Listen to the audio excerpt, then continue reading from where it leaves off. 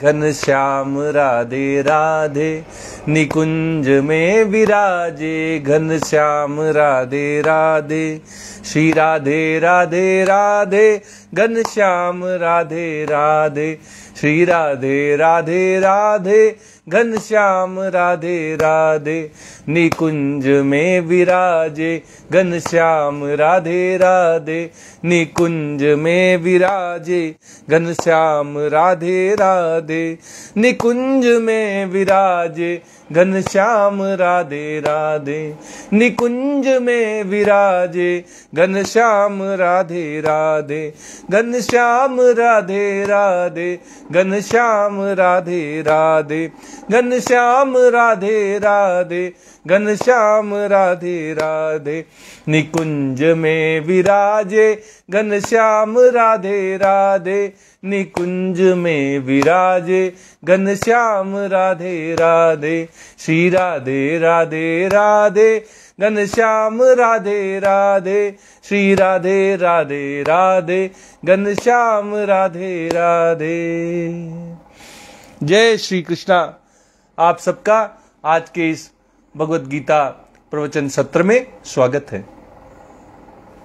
कल हमने जब गीता पर चर्चा की थी तो भगवान अर्जुन को ध्यान योग में सिद्ध हुए ध्यान योगी के विषय में बता रहे थे कि जब ध्यान योग का अभ्यास करते करते साधक ध्यान योग में सिद्धि को प्राप्त कर लेता है तो उसे अविनाशी अखंड सुख की प्राप्ति हो जाती है।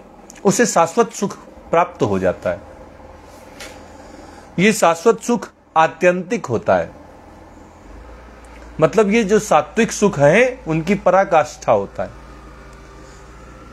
सत्वगुण में स्थित किसी व्यक्ति को जो सबसे उच्च स्तर का सुख प्राप्त होता है, ऐसा सुख उस ध्यान योगी को प्राप्त हो जाता है।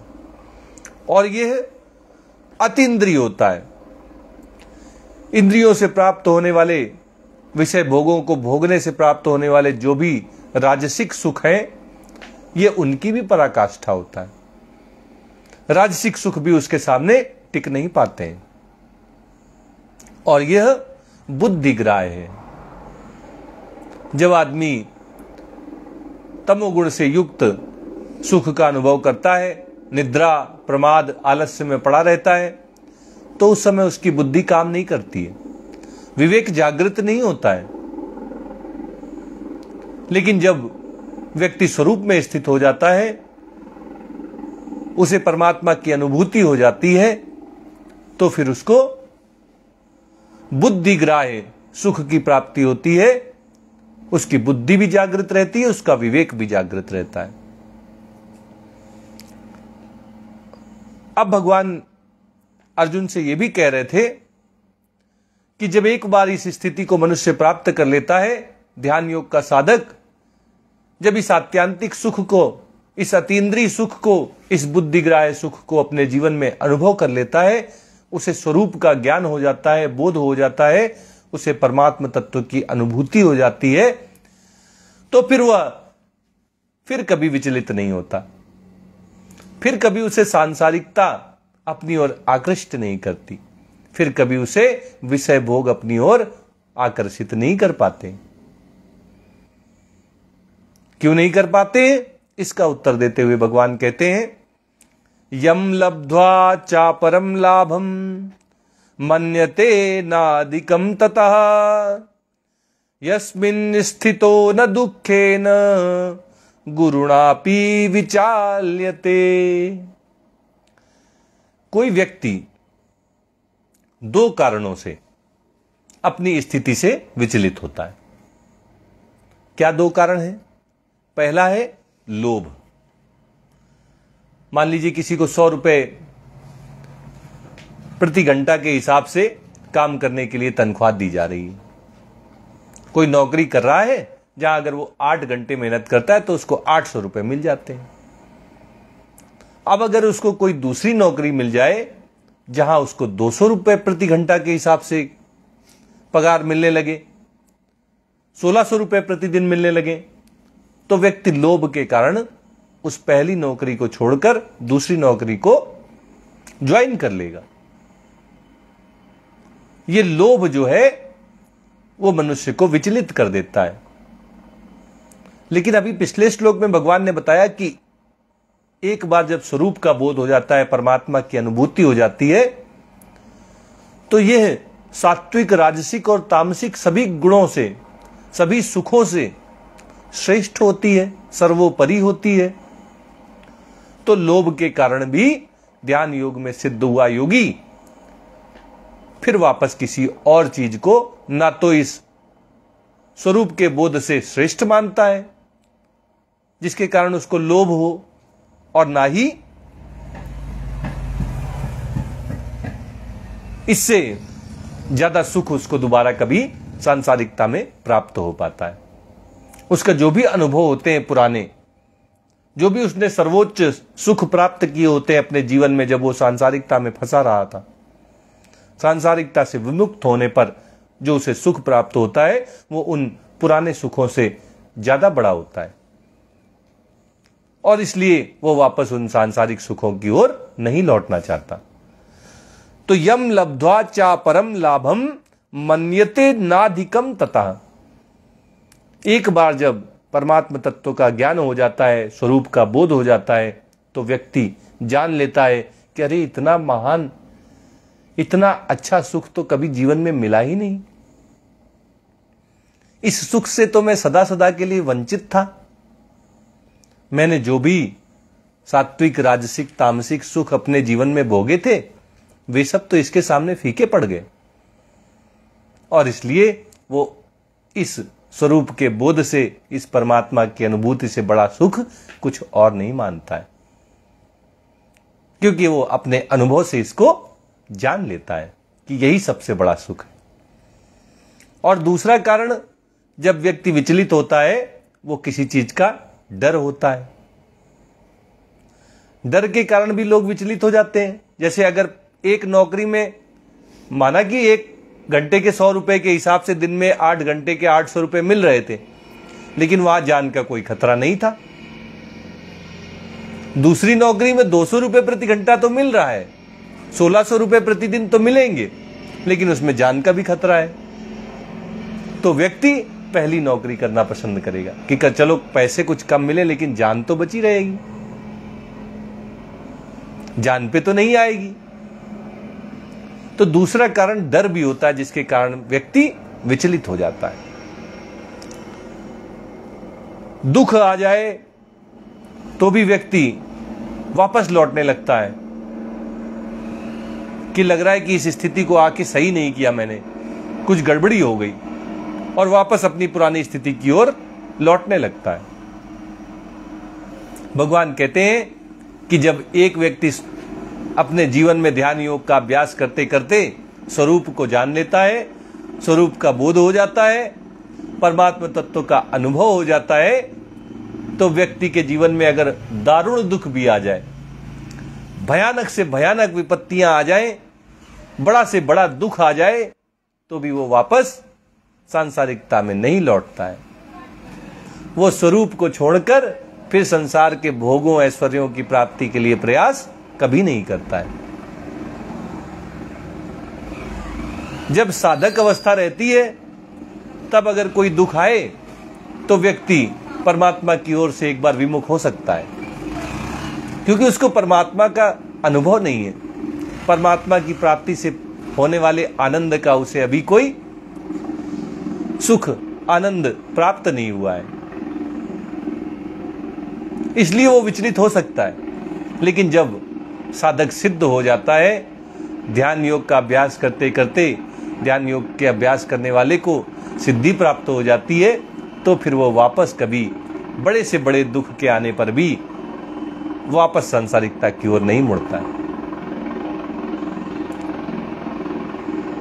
ये उसका स्वयं का अनुभव होता है कि जो आत्यांतिक सुख, अतीन्द्रिय सुख, बुद्धिग्राह्य सुख उसने प्राप्त कर लिया है, उसे स्वरूप का जो बोध हो गया है, उसे परमात्म तत्व का जो ज्ञान हो गया है, ये उसे अपने जीवन में प्राप्त हुए सभी सुखों से बढ़कर दिखाई देता है, और इसलिए वो उसको कभी छोड़ना नहीं चाहता।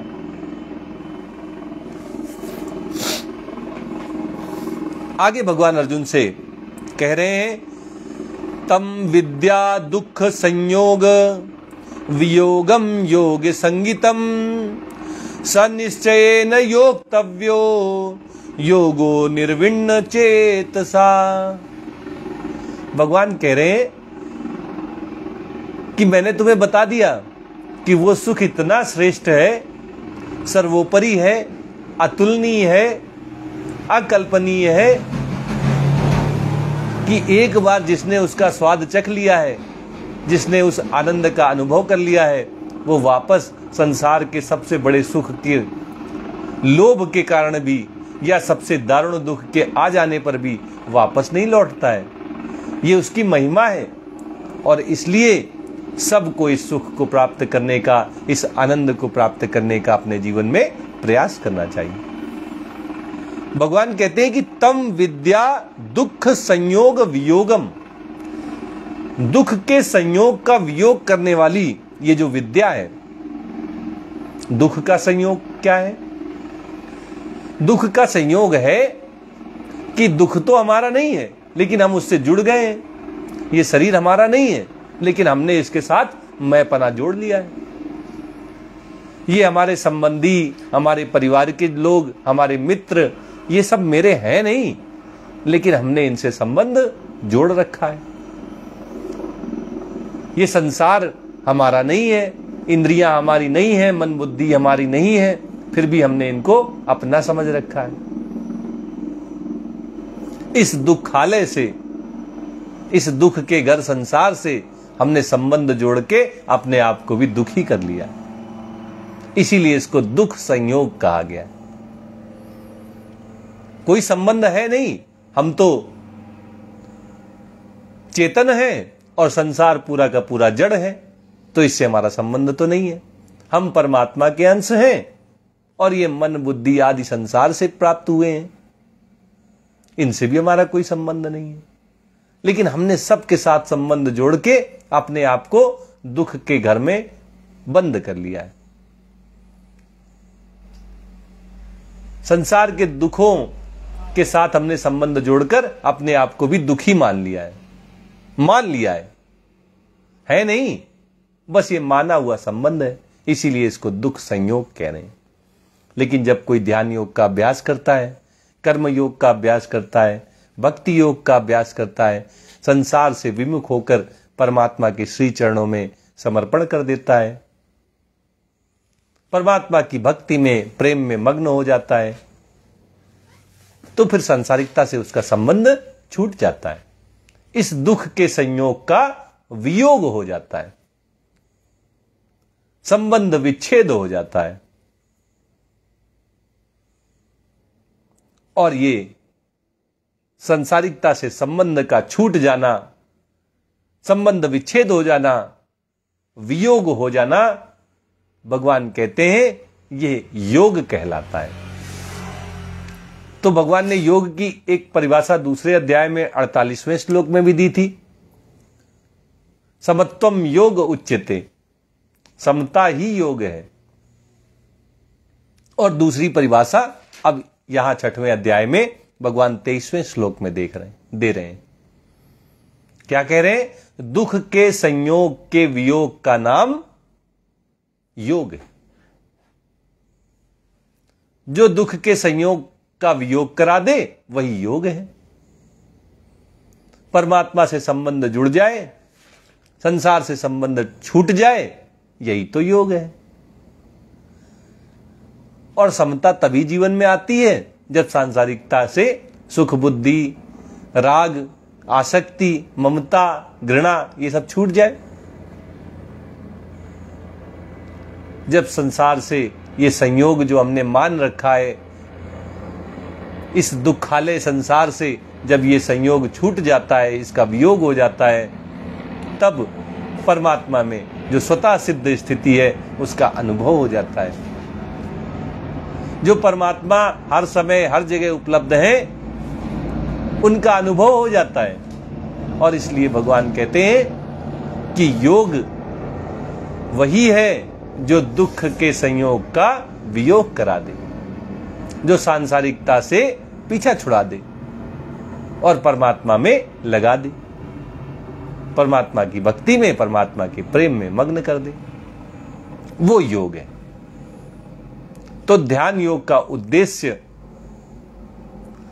अपने आप को निर्मल कर लेना, आत्मशुद्धि करना, सांसारिकता से जो माना हुआ संबंध है उसको मिटाकर परमात्मा में स्थिर हो जाना है। जिस दिन ये सिद्ध हो जाता है उस दिन सांसारिकता से पूरी तरह संबंध छूट जाता है, दुखों के संयोग का वियोग हो जाता है। जब ये स्थिति आ जाती है तो कहते हैं कि योग में सिद्धि प्राप्त हो गई है। ध्यान योग का अभ्यास करने वाला साधक सिद्ध हो गया, ध्यान योगी हो गया। लेकिन अब भगवान कहते हैं कि जब इसकी इतनी महिमा है तो क्यों ना सब लोग इसका अभ्यास करें, क्यों ना ध्यान योग के द्वारा भगवत प्राप्ति का प्रयास करें।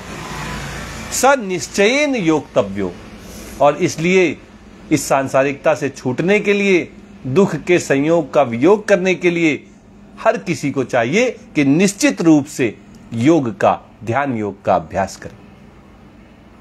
और कैसे करें? योगो निर्विण्ण चेतसा। भगवान कह रहे हैं ज्यादा उकताना नहीं है, विचलित नहीं होना है कि अरे बड़ी दिनों से ध्यान लगा रहे हैं लेकिन सिद्ध ही नहीं हो रहा है, कितना प्रयास कर लिया, कितनी ट्रेनिंग ले ली, कितने गुरुओं के पास चला गया लेकिन ध्यान योग में सफलता ही नहीं मिली। ऐसे उकताना नहीं है, धैर्य धारण करना है, पेशेंस रखना है। बड़ा समय निकल गया, बड़े साल बीत गए, ऐसे अपने आप को कुंठित नहीं करना है, बल्कि मुझे सतत प्रयास के द्वारा भगवत प्राप्ति करके ही रहना है, आत्मस्वरूप का बोध प्राप्त ही करना है, चाहे जितना समय लग जाए, चाहे जितने जन्म लग जाएं, मुझे तो परमात्मा को प्राप्त करके ही रहना है। ऐसा उद्देश्य बनाकर धैर्य धारण करके और ध्यान योग का अभ्यास करना चाहिए। निश्चित रूप से सफलता सबको प्राप्त होती है, सबको प्राप्त होती है तो हमें भी प्राप्त होगी। बस उकताना नहीं है, ज्यादा धैर्य धारण करके चलना है, अधीर नहीं हो जाना है।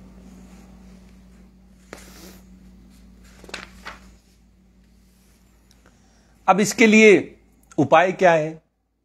धैर्य ना छूटे, हमें सफलता प्राप्त हो जाए ध्यान योग में, इसके लिए हमें क्या सावधानी बरतनी है? भगवान कहते हैं संकल्प प्रभवान कामांस त्यक्त्वा सर्वान शेषतः मन सैवेन्द्रिय ग्रामम विनियम्य समन्ततः। भगवान कह रहे हैं कि अगर ध्यान योग में सफलता पाना चाहते हो तो संकल्प प्रभवान कामान त्यक्त्वा, तो संकल्पों से उत्पन्न होने वाली जो भी कामनाएं हैं, वासनाएं हैं, इच्छाएं हैं, इन सब का त्याग कर दो। सर्वान अशेषता, सारी की सारी कामनाओं का बिना किसी को शेष रखे, सर्वान अशेषता, कोई एक कामना भी न रह जाए, किसी कामना का बीज रूप भी न रह जाए। सारा जंगल काट दो, अगर बीज रह गए तो फिर से कुछ सालों में नया जंगल तैयार हो जाएगा। तो भगवान कह रहे कुछ छोड़ना ही नहीं है, सारी कामनाओं को नष्ट नाबूद कर देना है।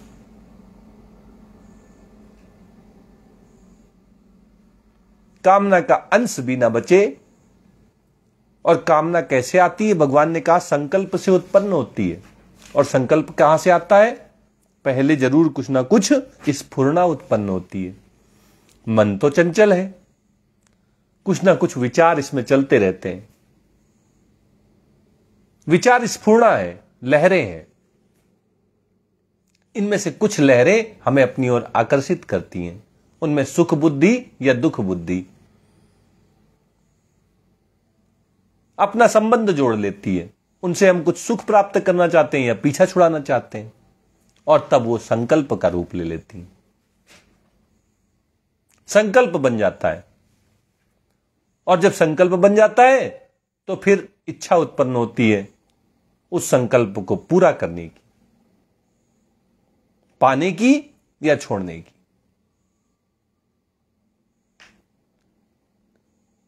जब ये इच्छा उत्पन्न हो जाती है तो वो कामना बन जाती है, वासना बन जाती है, इच्छा बन जाती है, और ये इच्छा जो है मनुष्य को नचाती रहती है।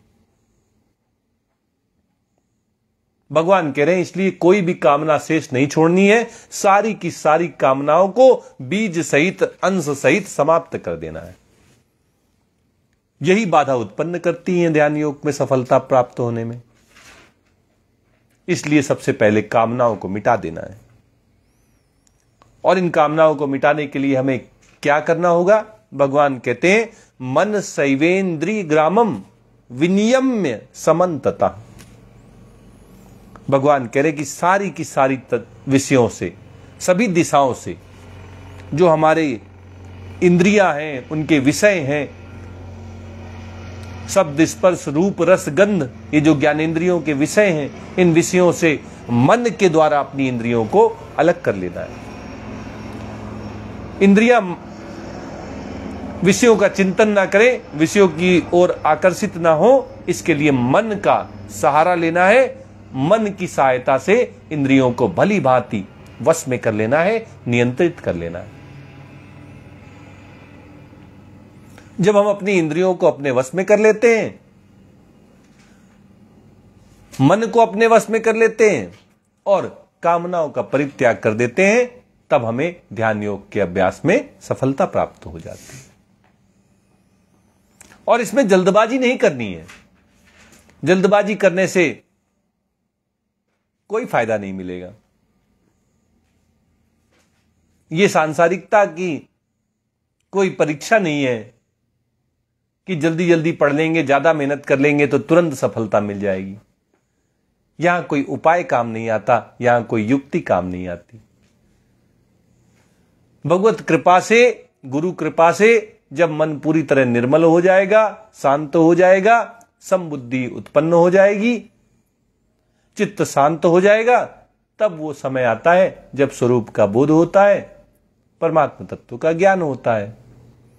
लेकिन वो समय कितने दिन में आएगा, कितने वर्षों में आएगा, कितने महीने लग जाएंगे, ये तो कोई नहीं जानता।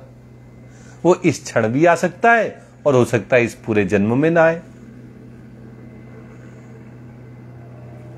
तो कोई जल्दबाजी नहीं दिखानी है। भगवान कहते हैं सनई सनई उपरमेत बुद्धया धृति गृहीतया। सनई सनई उपरमेत बुद्धया धृति गृहीतया आत्मसंस्थम मनः कृत्वा न किंचिदपि चिंतयेत। कुछ चिंता नहीं करनी है। जब सांसारिकता को ही त्याग देना है, कामनाओं को ही त्याग देना है, तो फिर चिंता किस बात की करनी है? चिंता तो हरिनाम की और न चिंता दास। जो कुछ चितय राम बिन सोई काल की पास। तो चिंता तो करनी नहीं है। संत कहते हैं कि चिंता और चिता में बड़ा मामूली सा अंतर है। एक बिंदी लगा दो, चिता में चिंता बन जाती है। लेकिन चिता तो मरने के बाद जलाती है। चिता मरने के बाद व्यक्ति को जलाती, और चिंता रोज जलाती। जिनते जीते जी जला देती है, वो चिंता है। तो चिंता नहीं करनी है, चिंतन करना है। चिंता नहीं करनी है, चिंतन करना है। चिंतन करना है कि हम परमात्मा के हैं, परमात्मा हमारे हैं। हम कृष्ण जी के हैं और कृष्ण जी हमारे हैं। ये संबंध जो नित्य है, शाश्वत है, सनातन है, बस हम इसको भूल गए। हमें विस्मृति हो गई है। इसकी स्मृति आ जाए, इसके लिए आवश्यक है कि सांसारिकता से मोह भंग हो जाए, संसार से संबंध विच्छेद हो जाए। ये मैं और मेरे पने रूपी जो अहंता, ममता, ये हमने अपने साथ जोड़ रखी है, ये हट जाए।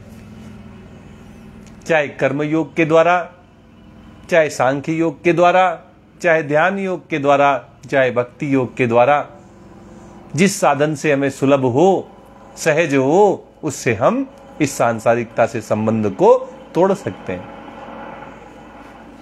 धीरे धीरे भगवान कह रहे सनई सनई उपरमेत, धीरे धीरे उपराम हो जाओ। विरोध नहीं करना है, विरोध करने जाएंगे तो बस लड़ाई में फंस जाएंगे। होता यही है, जब ध्यान के लिए बैठते हैं, परमात्मा का चिंतन प्रारंभ करते हैं, तो संसार की जो सारी वासनाएं हैं, इच्छाएं हैं, वो सारी एक साथ प्रकट हो जाती हैं। हमें याद आने लगता है कि अरे बहुत जरूरी काम अभी रह गया है, पहले उसको पूरा करना है। पूरे दिन की प्रायोरिटी हमें एकदम क्लियर नजर आने लगती है कि बस अभी उठ जाओ ध्यान से और चलो पहले वो काम पूरा कर लेते, बहुत जरूरी है, वो आज नहीं हुआ तो आफत आ जाएगी। तो जब हम संसार से संबंध छोड़ना चाहते हैं, माया के भंवर से निकलना चाहते हैं, तो माया अपना पूरा जोर लगा देती है। और इसीलिए जब हम संसार से छूटना चाहते हैं, तो संसार की सारी बातें अचानक से हमारे ध्यान योग में विघ्न उत्पन्न करने के लिए हमें याद आने लगती हैं। तो भगवान कह रहे हैं कि उस समय उनका विरोध नहीं करना है कि क्यों याद आ गया संसार, ये नहीं होना चाहिए था, बल्कि इनसे उपराम हो जाना है। उसकी चिंता ही नहीं करनी, परवाह ही नहीं करनी है, बेपरवाह हो जाना है। हम भगवान का ध्यान करने बैठे, संसार का चिंतन हो गया। जैसे ही हमें याद आई कि अरे संसार में मन चला गया, वापस उसको ले आए परमात्मा में, फिर चला गया, फिर ले आए। जैसे अगर हम घर में गाय पालते हैं और हमारी गाय अगर छूट जाए, कहीं चरने चली जाए, तो वापस लेके शाम को उसको अपने फिर से घर ले आते हैं। ये थोड़ी कहते कि अरे हमारी गाय भाग गई, हमारी गाय भाग गई। ऐसे ही हमारा मन है, वो भी बार बार इधर उधर जाता है, उसको वापस लाके परमात्मा में केंद्रित कर देना है, आराम से, कोई जल्दबाजी नहीं है। 84 लाख योनियां हैं, न जाने कितनी बार कौन सा जन्म हमें मिला है। अब ये मनुष्य जन्म हमें भगवत प्राप्ति के लिए प्राप्त हुआ है। हमें अपना लक्ष्य पता चल गया है, हमें भगवान ने साधन भी बता दिए हैं, अब हम इनमें चलना प्रारंभ करते हैं। भगवान ने पहले ही कह दिया है कि जहां तक यात्रा इस जन्म में पूरी हो जाएगी, अगले जन्म में यात्रा उसके आगे से शुरू होगी। वही यात्रा दोबारा नहीं करनी पड़ेगी, तो फिर किस बात की चिंता। जहां तक पहुंच जाएंगे पहुंच जाएंगे। सफर का मजा लीजिए, मंजिल तो पता नहीं कब मिलेगी, लेकिन इस सफर में बड़ा आनंद है। एक कदम भगवान की ओर चलने से भगवान 2 कदम आगे आकर भक्त को अपनी ओर खुद ही ले जाते हैं। यही तो भगवान की अहेतुकी कृपा कही गई है। किसी कारण से नहीं, किसी स्वार्थ से नहीं, किसी प्रत्युपकार की भावना से नहीं। भगवान का स्वभाव है, उनके भक्त उनको बड़े प्रिय होते हैं। जैसे भक्त को भगवान प्रिय होते हैं, ऐसे ही भगवान को भक्त प्रिय होते हैं। भगवान का भक्त जब हे कृष्ण कहकर एक कदम आगे बढ़ता है, तो कृष्ण भी मेरे भक्त, मेरे प्यारे कहकर न जाने कितने कदम उसकी ओर आगे चले आते हैं। और जिन खोजा तिन पाइयां गहरे पानी पैठ, जब जो भी खोजने निकला उसको प्राप्त हुए हैं। तो हमने ऐसा कौन सा काम कर दिया कि हमें नहीं प्राप्त होंगे? निश्चित रूप से हमें भी प्राप्त होंगे। हाँ, जब प्राप्त होने होंगे तब हो जाएंगे, जब उनकी कृपा हो जाएगी, करुणा हो जाएगी, जब उनकी अहेतुकी कृपा हो जाएगी तो प्राप्त हो जाएंगे। हमारे चाहने से तो प्राप्त हुए नहीं, और हमारे चाहने से प्राप्त होंगे भी नहीं। तो सनई सनई उपरमेत बुद्धया धृति गृहीत्वा, बुद्धया धृति गृहीतया, धैर्य युक्त बुद्धि के द्वारा धीरे धीरे उपराम होना है, बेपरवाह होना है, धीरे धीरे, कोई जल्दबाजी नहीं है, कोई जल्दबाजी नहीं है। धैर्य धारण करना है, धैर्य ना छूट पाए, पेशेंस बनाए रखना है। करना क्या है?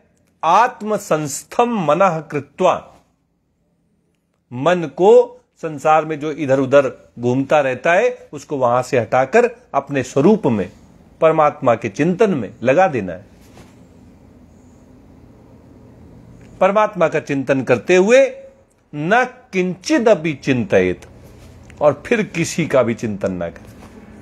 संसार का भी चिंतन ना हो और यह भी चिंतन ना हो कि हमें परमात्मा की प्राप्ति करनी है। बड़ा समय लग गया, न जाने कितने साल लगेंगे, इसकी भी कोई चिंता नहीं। किसी भी तरह की कोई चिंता नहीं करनी है।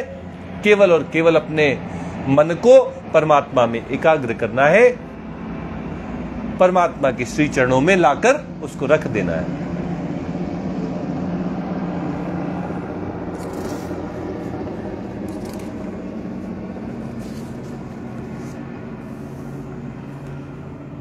अब मन का तो स्वभाव है उसका चंचल होना। अगर चंचल ही ना हो तो मन किस बात का, अगर स्थिर हो जाए तो मन किस बात का।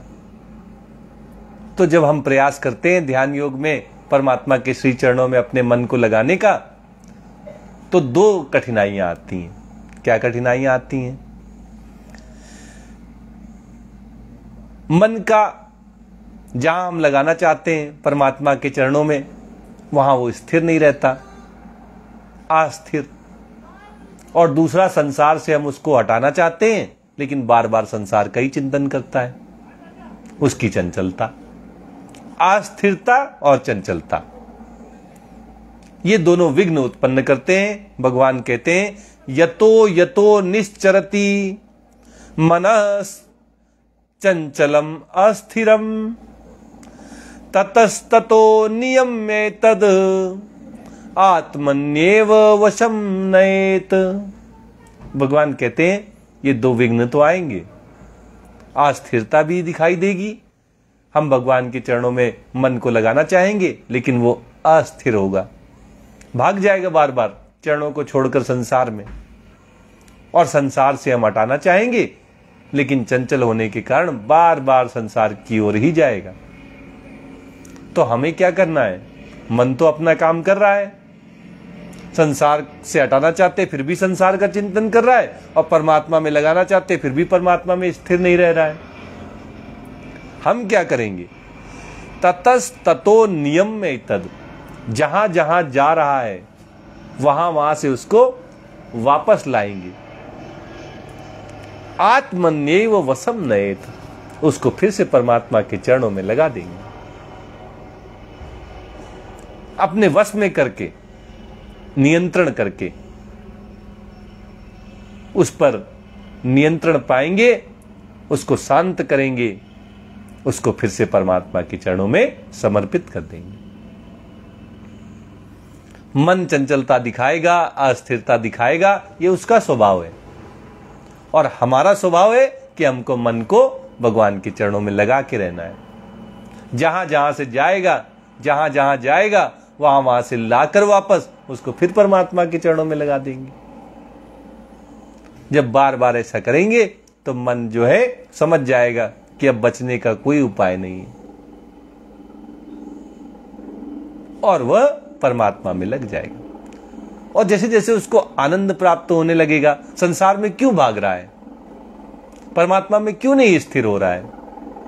क्योंकि अभी तक जो उसने सुख पाया है मन ने, वो सारा संसार में ही प्राप्त किया है। जो भी उसको आनंद मिला है, जो भी उसको अच्छा लगा है, वो सब संसार में ही तो लगा है। परमात्मा का तो कोई अनुभव ही नहीं है। एक काली कोठरी में अंधेरी रात में बिना दीपक के चलने जैसा है।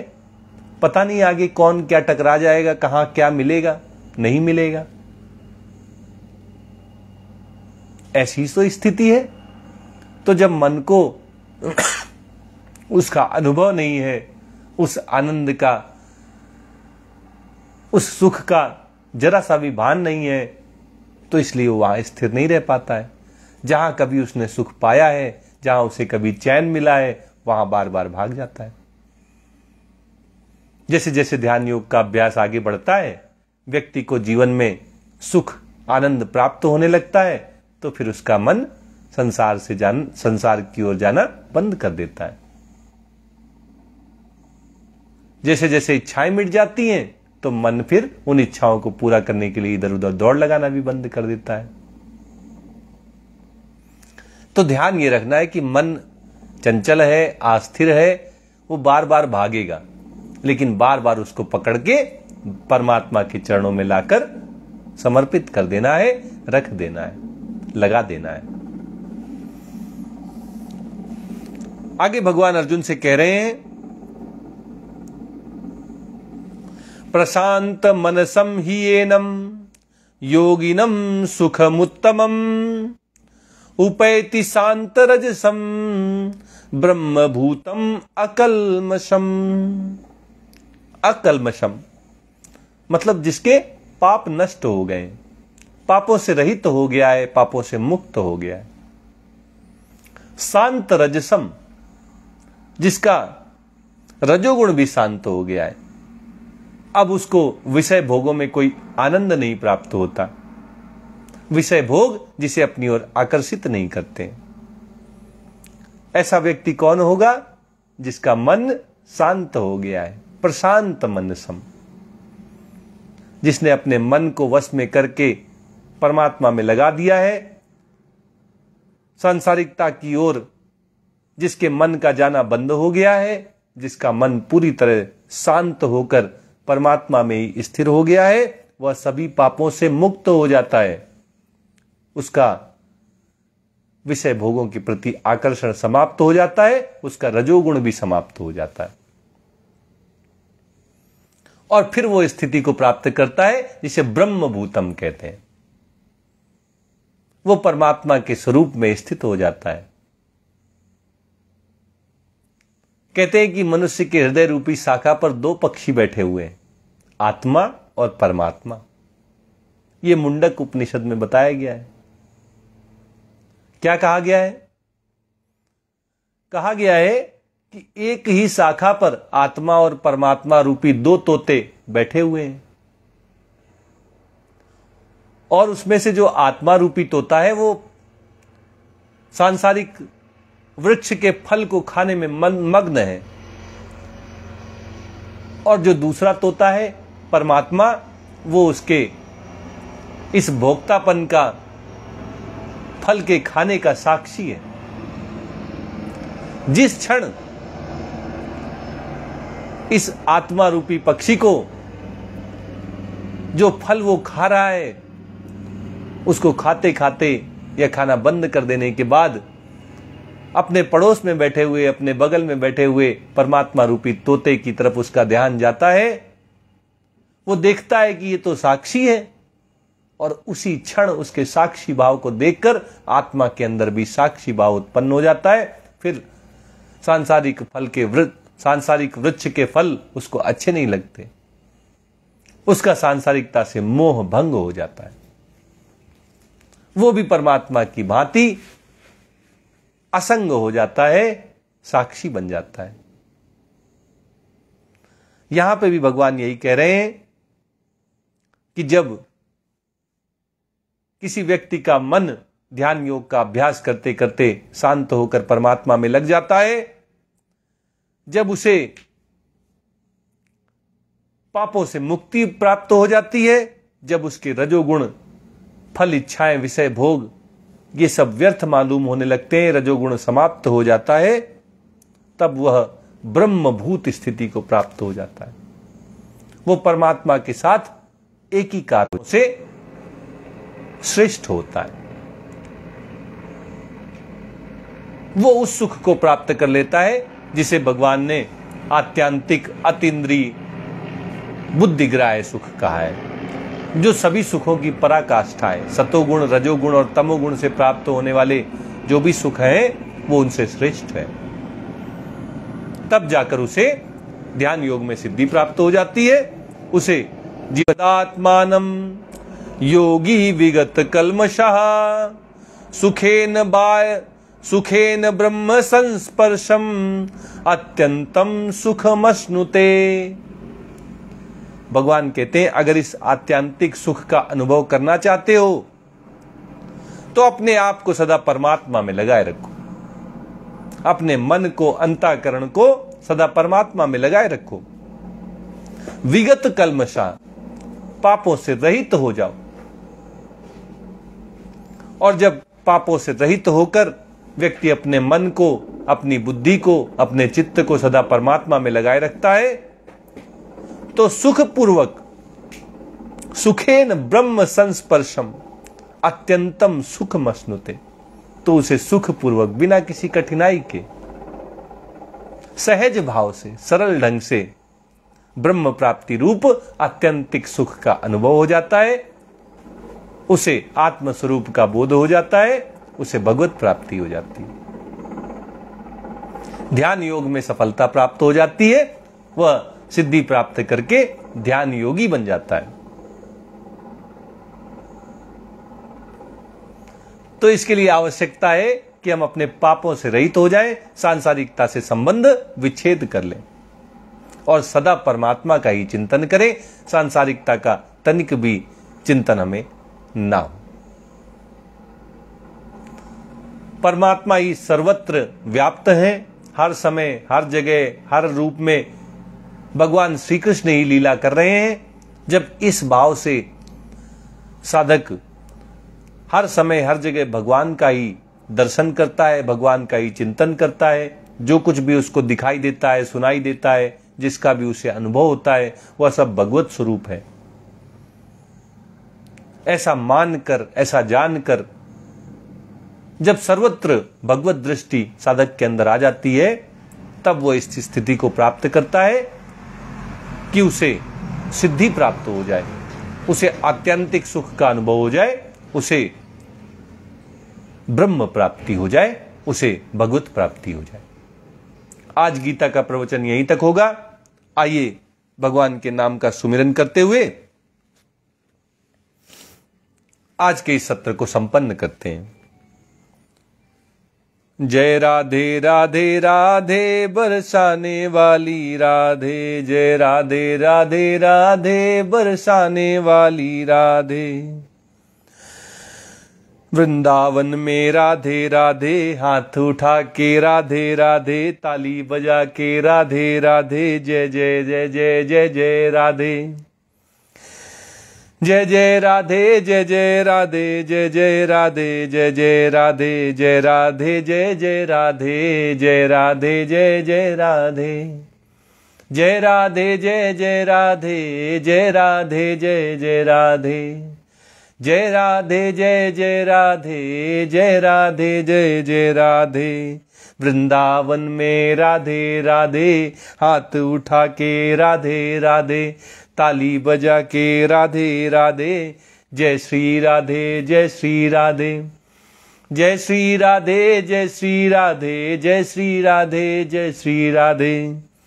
राधे राधे, जय जय राधे, राधे राधे, जय जय राधे। जय जय राधे, जय जय राधे, जय जय राधे, जय जय राधे। राधे राधे, जय जय राधे, राधे राधे, जय जय राधे। जय जय राधे राधे राधे, जय जय राधे, राधे राधे। राधे राधे, जय जय राधे, राधे राधे, जय जय राधे। जय जय राधे, जय जय राधे, जय जय राधे, जय जय राधे। श्री राधे राधे राधे बरसाने वाली राधे, श्री राधे राधे राधे बरसाने वाली राधे। जय राधे राधे राधे बरसाने वाली राधे, श्री राधे राधे राधे बरसाने वाली राधे। जय राधे राधे राधे बरसाने वाली राधे, जय राधे राधे राधे बरसाने वाली राधे। जय राधे राधे राधे राधे राधे राधे राधे राधे। राधे राधे राधे राधे राधे राधे राधे राधे। राधे राधे राधे राधे राधे राधे राधे राधे। राधे राधे राधे राधे राधे राधे राधे राधे। राधे राधे राधे राधे राधे राधे राधे राधे राधे राधे राधे राधे राधे राधे राधे राधे। जय श्री कृष्णा, जय श्री कृष्णा, जय जय श्री राधा कृष्णा।